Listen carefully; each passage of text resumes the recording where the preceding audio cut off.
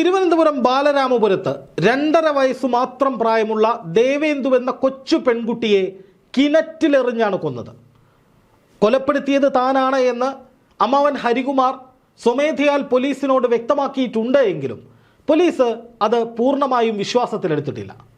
കാരണം ഈ അമ്മാവൻ ഹരികുമാറും ഈ കുട്ടിയുടെ അമ്മയായ ശ്രീതുവും, അതായത് ഹരികുമാറിൻ്റെ സഹോദരിയും തമ്മിൽ വഴിവിട്ട ഒരുപാട് ബന്ധങ്ങളുള്ളതായി പോലീസിന് പ്രാഥമികമായ വിവരം ലഭിച്ചിട്ടുണ്ട്. ഇരുവരുടെയും ഫോണുകൾ പരിശോധിച്ചു, അതിലെ വാട്സപ്പ് സന്ദേശങ്ങൾ പരിശോധിച്ചു. അതിലൊക്കെ പുറത്തു പറയാൻ കൊള്ളാത്തത്രയും നികൃഷ്ടമായ പലതും ഉണ്ട് എന്നാണ് പുറത്തു വരുന്ന വിവരം. അതായത് ഒരു സഹോദരനും സഹോദരിയും തമ്മിലുള്ള ബന്ധമായിരുന്നില്ല ഇരുവരും തമ്മിൽ, അത് ഒരു വഴിവിട്ട മറ്റൊരു രീതിയിലുള്ള ബന്ധമായിരുന്നു എന്നതാണ് ആദ്യമായി തന്നെ പോലീസിന് ലഭിച്ച വിവരം. ഇതിൽ ശ്രീതുവിൻ്റെ ചാറ്റ്, അതായത് വാട്സപ്പ് ചാറ്റുകൾ, ഈ സഹോദരനുമായുള്ള ചാറ്റുകൾ പലതും ഡിലീറ്റാണ്. അതിൽ തന്നെ വലിയ കള്ളത്തരമുണ്ട്. അതായത് വാട്സപ്പ് ചാറ്റുകൾ ഇടയ്ക്ക് ചിലത് മാത്രം ഡിലീറ്റ് ചെയ്യണമെങ്കിൽ, അല്ലെങ്കിൽ കുറച്ച് ചാറ്റുകൾ ഡിലീറ്റ് ചെയ്ത് ബാക്കിയുള്ളത് മാത്രം വെക്കണമെങ്കിൽ അതിൽ തീർച്ചയായും കള്ളത്തരമുണ്ട് എന്നാണ് പോലീസിൻ്റെ ഭാഷ്യം. അതുകൊണ്ട് തന്നെ ഈ വാട്സപ്പ് ഉള്ള ഫോണുകൾ അല്ലെങ്കിൽ വാട്സപ്പ് സന്ദേശങ്ങൾ പൂർണ്ണമായി റിട്രീവ് ചെയ്യാൻ വേണ്ടി പോലീസ് അതായ ഏജൻസികൾക്ക് കൊടുത്തിട്ടുണ്ട്. പക്ഷേ കണ്ടെടുത്തോളം തീവ്രമായ പല സംഭാഷണങ്ങളും വീഡിയോ കോളുകളും അതുപോലെ തന്നെ പുറത്തു പറയാൻ പറ്റാത്തത്രയും നികൃഷ്ടമായ ചില സംസാരങ്ങളും അതിലുണ്ടായിരുന്നുവെന്നാണ് മാധ്യമ വാർത്തകളിൽ നിന്ന് മനസ്സിലാക്കുന്നത്. പക്ഷെ അതിനിടയിൽ ഇതാ ഒരു വാർത്ത പുറത്തു വന്നിരിക്കുന്നു. ഈ കുട്ടിയെ കൊലപ്പെടുത്തിയെന്ന് സമ്മതിച്ച പ്രതി ഹരികുമാറിന് മാനസിക പ്രശ്നങ്ങളുണ്ട് എന്ന് പോലീസ് 1 മണിക്കൂർ മുമ്പ് പറയുകയാണ്. മാതൃഭൂമിയിലെ ലീഡ് വാർത്തയാണ്. ഒന്ന് ആലോചിച്ച് നോക്കുക. 6-7 മാസമായി മാനസിക രോഗത്തിന് ചികിത്സ തേടുന്നയാളാണ് ഹരികുമാറെന്നും അയാൾക്ക് ചില മാനസിക പ്രശ്നങ്ങൾ ഉണ്ട് എന്നും ഇത്രയും കഥകളും ചർച്ചകളും പുറത്തു വന്നതിന് ശേഷം പോലീസ് അങ്ങ് പറയുകയാണ്. എന്താണ് ഇതിലൂടെ പോലീസ് ലക്ഷ്യമിടുന്നത് എന്നുള്ളതാണ് ഏറ്റവും പ്രധാനപ്പെട്ട ചോദ്യം. അതായത് ഹരികുമാറിൻ്റെ സഹോദരി ശ്രീതുവിൻ്റെ ഭർത്താവ്, അതുപോലെ അയാളുടെ ബന്ധുക്കളൊക്കെയുള്ളൊരു വീടാണിത്. അയാളുടെ അച്ഛനും അമ്മയൊക്കെയുള്ളൊരു വീടാണ്. ആ വീട്ടിൽ കഴിഞ്ഞ വ്യാഴാഴ്ച പുലർച്ചെ ആ കൊച്ചു കുഞ്ഞിനെ കാണാതാകുന്നു എന്ന് അമ്മ അയൽക്കാരെ അറിയിക്കുന്നു. അയൽക്കാരും നാട്ടുകാരും ഒക്കെ ഓടി വരുന്നു, ഫയർഫോഴ്സിനെ വിളിക്കുന്നു. ഇവരൊക്കെ വ്യാപകമായി തെരച്ചിൽ നടത്തുന്നു. ആ തെരച്ചിൽ നടത്തുമ്പോൾ ഹരികുമാർ മുന്നിലുണ്ട്. ഈ ഹരികുമാർ തെരച്ചിലൊക്കെ നടത്തുമ്പോൾ മുന്നിലുണ്ട്. അതിനുശേഷം ഈ കുഞ്ഞിൻ്റെ മൃതദേഹം കിട്ടുമ്പോൾ ശ്രീതുവും ഹരികുമാറൊക്കെ അവിടെയുണ്ട്. പക്ഷേ അവിടെ തൊട്ടാണ് ശരിക്കും പറഞ്ഞാൽ ഈ നാട്ടുകാർക്കും പോലീസിനുമൊക്കെ സംശയങ്ങൾ വരുന്നത്. സാധാരണഗതിയിൽ ഒരു കുഞ്ഞ് മരിച്ചു കിടക്കുന്നത് കണ്ടാൽ അമ്മയ്ക്ക് ഉണ്ടാകേണ്ട ചില ഭാവങ്ങളുണ്ട്. അല്ലെങ്കിൽ സ്വാഭാവികമായി ഏതൊരമ്മയ്ക്കും സ്വന്തം കുഞ്ഞിനെ കൺമുന്നിൽ, അതായത് കൂടെ ഉറങ്ങാൻ കിടന്നൊരു കുഞ്ഞ് കാണാതാകുന്നു, ആ കുട്ടിയുടെ മൃതദേഹം കണ്ടെടുക്കുന്നു എന്ന് പറയുമ്പോൾ ആ അമ്മയുടെ ഭാഗത്ത് നിന്ന് സ്വാഭാവികമായി വരുന്ന ചില പ്രതികരണങ്ങളുണ്ട്, വികാര വിക്ഷോഭ പ്രകടനങ്ങളുണ്ട്. അതൊന്നും ശ്രീതുവിലുണ്ടായിരുന്നില്ല. ഇതോടെയാണ് നാട്ടുകാരിൽ വലിയ സംശയമുണ്ടായത്. എന്ന് മാത്രമല്ല, ഒരു കുഞ്ഞിനെ കാണാതായ വീട്ടിൽ നിന്ന് ഉയർന്നു കേൾക്കേണ്ട വിധത്തിലുള്ള സ്വാഭാവികമായി നമ്മൾ പ്രതീക്ഷിക്കുന്ന ഒന്നും തന്നെ ആ വീട്ടിൽ നിന്ന് ഉയർന്നു കേട്ടതോ ഒന്നുമില്ല. ഒച്ചയോ ബഹളമോ ഒന്നും ഉണ്ടായിരുന്നില്ല. അപ്പോൾ ഈ ശ്രീതുവിന് ഇതിൽ പങ്കുണ്ട് എന്ന നിലയിലേക്ക് ചില സംശയങ്ങൾ ഉയരുന്നുണ്ട്. അതുപോലെ തന്നെ ഈ കുഞ്ഞ് ജനിച്ച കാലം മുതൽ സാമ്പത്തികമായി പിന്നോക്കമാണ് തങ്ങളുടെ കുടുംബമെന്ന് പറഞ്ഞ് ഹരികുമാറും ശ്രീതുവും ഒക്കെ അവിടെയുള്ളൊരു പ്രദീപ് എന്ന് പറയുന്ന ജ്യോതിഷിയെ നിരന്തരമായി പോയി കണ്ടിരുന്നു. ഏതാണ്ട് 10-30 ലക്ഷം രൂപ ഇയാൾക്ക് കൊടുത്തു എന്നാണ് പറയുന്നത്. അപ്പോൾ അത്തരത്തിൽ എന്തെങ്കിലും ഇൻവോൾവ്മെൻ്റ് ഈ കേസിലുണ്ടോ എന്ന അന്വേഷണവും നിലനിൽക്കുകയാണ്. അതിനിടയിലാണ് ഈ കുറ്റം മുഴുവനേറ്റ് ഹരികുമാർ വരുന്നു. ഹരികുമാറിൻ്റെ കയ്യിൽ 6-7 മാസത്തെ ഈ മരുന്നുകളുടെ ബില്ലുണ്ട്. ഇതങ്ങോട്ട് കാണിച്ചിട്ട് ഹരികുമാർ പറയുകയാണ്, സാറേ ഞാൻ ഭ്രാന്തനാണ്, എന്നെ വെറുതെ വിടണമെന്ന്. അത് പോലീസ് നേരെ മാധ്യമങ്ങളോടും പറയുകയാണ്. അപ്പോൾ ഈ കേസിൻ്റെ ഭാവി എന്താകും? അതാണ് എൻ്റെ ഏറ്റവും കുറഞ്ഞൊരു ചോദ്യം.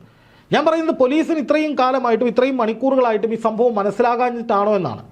അതായത് ഒരു അമ്മ എന്ന നിലയിൽ ശ്രീതുവിൻ്റെ ഭാഗത്തു നിന്ന് ഗുരുതരമായ പല പ്രശ്നങ്ങളും ഈ കേസിൽ ഉണ്ടായിട്ടുണ്ട്. അക്കമിട്ട് തരത്തിത്തരാം. ഒന്ന്, ഈ കരിക്കകം സ്വദേശിയായ പ്രദീപ് എന്ന ജ്യോതിഷിയെ ഒരു അമ്മ പോയി കാണുകയാണ്, ശ്രീതു പോയി കാണുകയാണ്. എന്നിട്ട് പറയുന്നത് എന്താണ്? ഈ കുഞ്ഞ് ജനിച്ചതിന് ശേഷം ഞങ്ങൾ സാമ്പത്തികമായി തകർന്നു പോയി, വല്ലാതെ പിന്നോട്ട് പോവുകയാണ്, ഈ കുഞ്ഞാണ് എല്ലാ പ്രശ്നത്തിനും കാരണമെന്ന് ഒരു അമ്മ ഒരു ജ്യോതിഷിയോട് പറഞ്ഞിട്ട് പരിഹാരത്തിന് അങ്ങോട്ട് പോവുകയാണ്. അതിൽ നിന്ന് തന്നെ ആ സ്ത്രീക്ക് ആ കുഞ്ഞിനോട് യാതൊരു തരത്തിലുള്ള പ്രതിബദ്ധതയുമില്ല, അല്ലെങ്കിൽ യാതൊരു വിധത്തിലുള്ള സ്നേഹവുമില്ല എന്ന് വ്യക്തമാകുന്നു. കാരണം സാമ്പത്തിക പ്രതിസന്ധി ഒരു കുടുംബത്തിനുണ്ടാകുന്നത് കുഞ്ഞ് ജനിച്ചതുകൊണ്ടോ അല്ലെങ്കിൽ മറ്റെന്തെങ്കിലും പ്രശ്നമുള്ളതോ അവരുടെ സാമ്പത്തിക ഇടപാടുകളുടെ പ്രശ്നമാണ്, അല്ലെങ്കിൽ അവരുടെ ബിസിനസ് തകർന്നതായിരിക്കാം. അങ്ങനെ ഒരുപാട് കാരണങ്ങളുണ്ട്. അതിലേക്ക് ശ്രദ്ധ ചെലുത്താതെ ഈ സാമ്പത്തിക പ്രതിസന്ധി തുടങ്ങുന്ന സമയത്ത് കുഞ്ഞുണ്ടായി, അതുകൊണ്ട് ഈ കുഞ്ഞു കാരണമാണ് എല്ലാ പ്രശ്നവുമെന്ന് പറഞ്ഞ് അതിനുവേണ്ടി പ്രതിവിധി തേടാൻ പോയപ്പോൾ തന്നെ ഈ ശ്രീതുവിന് ഈ കുഞ്ഞിനോടുള്ള ഒരു സ്നേഹവുമില്ല, അല്ലെങ്കിൽ ഉള്ളിൽ നിന്ന് യാതൊരു കണക്ഷനുമില്ല എന്നുള്ളത് വ്യക്തമാണ്. പിന്നെ ഈ കുഞ്ഞ് തനിക്കൊപ്പം കിടക്കുമ്പോഴാണ് ഈ ശ്രീധുവിൻ്റെ കൂടെ കുഞ്ഞ് കിടക്കുമ്പോഴാണ് ആ കുഞ്ഞിനെ എടുത്തുകൊണ്ട് പോയത് ഹരികുമാർ എന്നാണ് പറയുന്നത്. എങ്ങനെയാണത് സാധ്യമാവുക? 2.5 വയസ്സുള്ള ഒരു കുട്ടി സ്വന്തം കൂടെ കിടക്കുമ്പോൾ അമ്മ നന്നായി കെട്ടിപ്പിടിച്ച് മുറുക്ക പിടിച്ചിട്ടായിരിക്കും ഉണ്ടാവുക. അതുപോലെ തന്നെ ആ കുട്ടിയെ എടുത്തുകൊണ്ട് പോകുമ്പോൾ ആ കുട്ടി കരയുന്നത് പോലുള്ള സാഹചര്യങ്ങളുണ്ടാവും. ഒരു കുഞ്ഞിനോട് സ്നേഹമുള്ള ഒരു അമ്മയാണെങ്കിൽ ആ കുഞ്ഞിൻ്റെ കരച്ചിൽ കേട്ടാൽ ഉടനെ എഴുന്നേക്കും, പ്രതികരിക്കും. അത് ഇവിടെ ഉണ്ടായതായി പറയുന്നില്ല. പിന്നെ ഇതിൽ ഏറ്റവും പ്രധാനപ്പെട്ടതൊരു പഠിച്ച കള്ളിയാണ് ശ്രീധു എന്ന് തെളിയിക്കുന്ന വിധത്തിൽ ചില മൊഴികൾ നാട്ടുകാർ പോലീസിന് കൊടുത്തിട്ടുണ്ട്. അതിൽ ഏറ്റവും പ്രധാനപ്പെട്ടത് ഈ കുഞ്ഞിനെ കാണാതായ സമയം മുതൽ തെരച്ചിൽ നടക്കുമ്പോൾ മുതൽ മൃതദേഹം കിട്ടുമ്പോഴുള്ള സമയം, ആ സമയത്തൊന്നും ഈ ശ്രീധു എന്ന് പറയുന്ന അമ്മയ്ക്ക് യാതൊരു ഭാവവ്യത്യാസവുമില്ലായിരുന്നു. അതായത് ഈ പോലീസ് ചോദ്യം ചെയ്യുന്ന സമയങ്ങളിൽ അല്ലെങ്കിൽ ഏതെങ്കിലും തരത്തിലുള്ള ക്രൈം കമ്മിറ്റ് ചെയ്യുന്ന ആളുകളെ സംബന്ധിച്ച്, കള്ളത്തരങ്ങൾ ചെയ്യുന്നവരെ സംബന്ധിച്ച് അവർ മുഖത്ത് ഭാവവ്യത്യാസങ്ങൾ വരുത്താറില്ല. അതൊരു സൈക്കോളജി, ക്രിമിനൽ സൈക്കോളജിയാണ്. അതായത് എന്ത് പ്രശ്നമുണ്ടായാലും മുഖത്ത് യാതൊരു ഭാവവ്യത്യാസങ്ങളുമില്ലാതെ ഇതൊന്നും എന്നെ ബാധിക്കുന്നില്ല എന്ന മട്ടിൽ എന്ത് കേട്ടാലും എന്ത് കണ്ടാലും ഇതൊന്നും എന്നെ ബാധിക്കുന്നില്ല എന്നുള്ള നിസ്സംഗഭാവത്തിലിരിക്കുക. അതായത് മുഖത്തിൻ്റെ ലക്ഷണം നോക്കി പിടികൊടുക്കാതിരിക്കാൻ വേണ്ടി ഈ ക്രിമിനൽ സ്വഭാവമുള്ള ആളുകൾ, കള്ളത്തരങ്ങൾ ചെയ്യുന്ന ആളുകൾ ചെയ്യുന്നൊരു സ്ഥിരം പരിപാടിയാണ്. അപ്പോൾ അതേ രീതിയിലായിരുന്നു ഈ പറയുന്ന ഈ ശ്രീധുവും ഇരുന്നത് എന്നാണ് നാട്ടുകാരുടെ മൊഴി. അത് പഠിച്ച കള്ളിയുടെ ലക്ഷണമാണ് എന്നാണ് ഇന്ന് ചില നാട്ടുകാർ ഈ പറയുന്ന ചാനലുകൾക്ക് കൂടുന്ന ബൈറ്റിൽ കൃത്യമായി പറയുന്നത്. അപ്പോൾ അങ്ങനെ ഒരു വികാര വിക്ഷോഭവും ഇല്ലാതെ ഒരു അമ്മയ്ക്ക് കുഞ്ഞിനെ നഷ്ടപ്പെട്ടവരിടത്ത് ഇരിക്കാൻ പറ്റുമോ എന്ന ചോദ്യം നാട്ടുകാർ ചോദിക്കുന്നുണ്ട്. അത് വളരെ പ്രധാനപ്പെട്ട ഒരു പോയിന്റായി തന്നെ ഈ കേസിൽ വരികയാണ്. അല്ലെങ്കിൽ പോലീസ് അതും അന്വേഷിക്കുന്നുണ്ട്. എന്തുകൊണ്ട് അവർ ഒരു വികാരവും വിക്ഷോഭങ്ങളും ഇല്ലാതെ ഇരുന്നു എന്നുള്ളതൊരു ചോദ്യമാണ്. അതുപോലെ തന്നെ അച്ഛൻ ശ്രീജിത്ത്, മൂത്തകുട്ടി പൂർണ്ണേന്ദു, അമ്മാവൻ ഹരികുമാർ, അമ്മൂമ്മ ശ്രീകല, ഇവരൊക്കെയായിരുന്നു വീട്ടിലുണ്ടായിരുന്നത്. പക്ഷേ ഈ അമ്മ അറിയാതെ, ഇപ്പോൾ ശ്രീധു ഉറങ്ങിപ്പോയി എന്ന് വെക്കുന്നു, ഈ കുട്ടിയെ ഹരികുമാർ എടുത്തുകൊണ്ട് പോകുന്ന സമയത്ത് ഉറക്കം നഷ്ടപ്പെടുന്ന കുഞ്ഞ് കരയുന്നുണ്ടാവും. ഈ കരച്ചിൽ ആ വീട്ടിലുള്ള വേറെ ആരും കേട്ടിട്ടില്ല. അല്ലെങ്കിൽ ആ കുഞ്ഞിനെ എടുത്തുകൊണ്ട് പോയി കിണറ്റിലിട്ട സമയത്ത് അത്രയും നേരം അവിടെ ഉണ്ടായതൊന്നും വീട്ടിൽ ആരും അറിഞ്ഞിട്ടില്ല എന്നുള്ളതും സംശയാസ്പദമാണ്. അതുപോലെ മൃതദേഹം പുറത്തെടുക്കുന്ന സമയത്ത് ശ്രീധുവിന് വലിയ ഭാവവ്യത്യാസങ്ങളൊന്നും ഉണ്ടായിരുന്നില്ല. സാധാരണഗതിയിൽ സ്വന്തം കുഞ്ഞിനെ നഷ്ടപ്പെടുന്നു, ആ കുഞ്ഞിൻ്റെ മൃതദേഹം മുന്നിൽ കാണുന്നു എന്ന് പറയുമ്പോൾ ആ സ്ത്രീ പൊട്ടിക്കരയുകയോ അലറിക്കരയുകയോ ഒക്കെ ചെയ്യേണ്ടതാണ്. അല്ലെങ്കിൽ അങ്ങനെയാണ് സാധാരണ ഉണ്ടാകാറ്.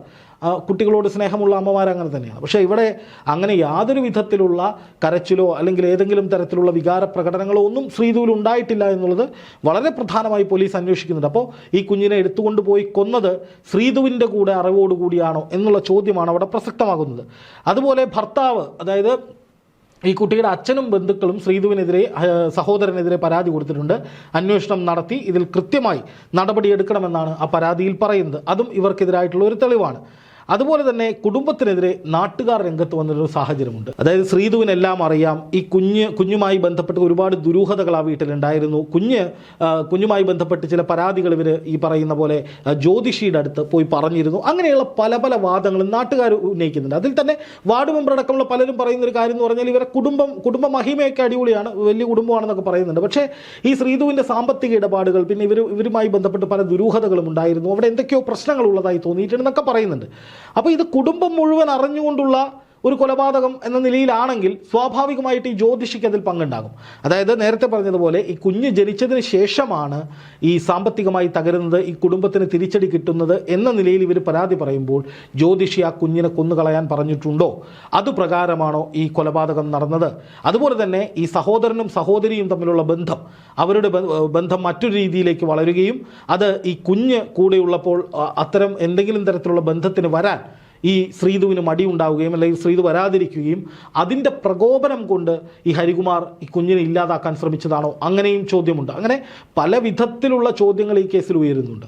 അങ്ങനെ ദുരൂഹമായൊരവസ്ഥയിൽ നിൽക്കുന്ന ഒരു കേസ് നിൽക്കുകയും ഹരികുമാർ കുറ്റമേറ്റ് ഇരിക്കുകയും ചെയ്യുന്ന സാഹചര്യത്തിലാണ് ഇയാൾ മാനസിക രോഗിയാണ്, മാനസിക പ്രശ്നങ്ങളുണ്ട് എന്ന് പോലീസ് പറയുന്നത്. എല്ലാ കുറ്റവും ഇയാളേറ്റു, ഇയാൾ മാനസിക രോഗിയാണെന്ന് തെളിയിച്ചാൽ ഇയാൾക്ക് രക്ഷപ്പെടാം, കേസിൽ വേറെ ആരും പ്രതികളാകില്ല. ഒരു പക്ഷേ ഇവരെല്ലാവരും കൂടി മിനിമം ഈ ശ്രീധുവും ഹരികുമാറും കൂടി കെട്ടിച്ചമച്ച അല്ലെങ്കിൽ ഒരു തയ്യാറാക്കിയ ഒരു ഗൂഢ പദ്ധതിയുടെ ഭാഗമായി ഹരികുമാർ കുറ്റമേൽക്കുന്നു. മാനസിക രോഗിയാണെന്ന സർട്ടിഫിക്കറ്റ് നേരത്തെ തന്നെ, അതായത് ഈ ജ്യോതിഷി നേരത്തെ പറയുന്നു ഈ കുഞ്ഞിനെ കൊല്ലണമെന്ന് പറയുന്നു. ഇപ്പോൾ കൊല്ലാൻ പോകുന്ന ഹരികുമാറാണ്. അപ്പോൾ ഇയാളൊരു മാനസിക രോഗിയാണെന്നുള്ള സർട്ടിഫിക്കറ്റ്, മരുന്ന് ഒക്കെ കഴിഞ്ഞ ഒരു 6-7 മാസമായി ഉണ്ടാക്കുന്നു. അതിനുശേഷം അവസരം കിട്ടിയപ്പോൾ ഈ കുഞ്ഞിനെ കൊല്ലുന്നു. എന്നിട്ട് ഞാനാണ് കൊന്നത് എന്ന് ഹരികുമാർ കുറ്റമേൽക്കുന്നു. ശ്രീതു രക്ഷപ്പെടുന്നു, ശ്രീതുവിനെ സേഫാക്കുന്നു. അത് കഴിഞ്ഞ് കോടതിയിൽ ചെല്ലുമ്പോൾ ഹരികുമാർ പറയുകയാണ് എനിക്ക് മാനസികാസ്വാസ്ഥ്യമുണ്ട് എന്ന് സർട്ടിഫിക്കറ്റ് ഹരികുമാറിൻ്റെ വക്കീൽ ഹാജരാക്കുമ്പോൾ ചെറിയൊരു ശിക്ഷയിൽ കാര്യങ്ങൾ കഴിയും എന്ന് വിചാരിച്ച് തയ്യാറാക്കിയ ഒരു തിരക്കഥയാണോ ഇതിന് പിന്നിൽ എന്ന സംശയം ബലപ്പെടുന്നുണ്ട്.